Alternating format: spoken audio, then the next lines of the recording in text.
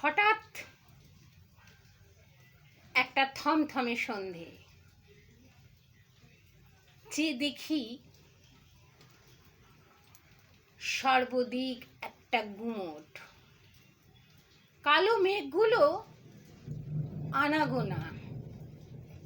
না, একটু তো চা চাই।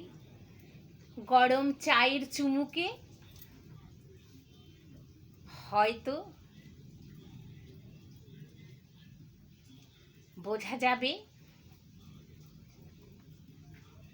প্রকৃতির এই ভয়াল রূপটা। প্রচন্ড জোরে বিদ্যুৎ, প্রচন্ড জোরে ডাকছে মেঘ, চারিদিকে বৃষ্টির শব্দ। এ তো কাল বৈশাখী তাণ্ডব। রূঢ় কঠিন বাস্তবের মাঝখানে যখন বৃষ্টি ভেজা সোঁদামাটির গন্ধে, তখন কবিতা এসে যায় কল্পে। চশমাহীন চোখটা চেয়ে দেখি,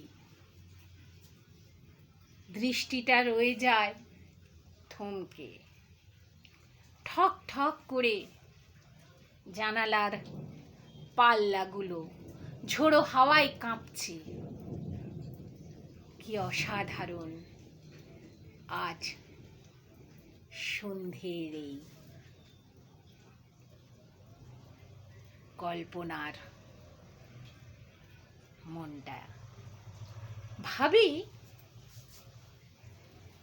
প্রকৃতি এত সুন্দর। কখনো সে প্রশান্তি এনে দেয়, কখনো সে রুদ্র ভয়াল মূর্তিতে মেঘ হতে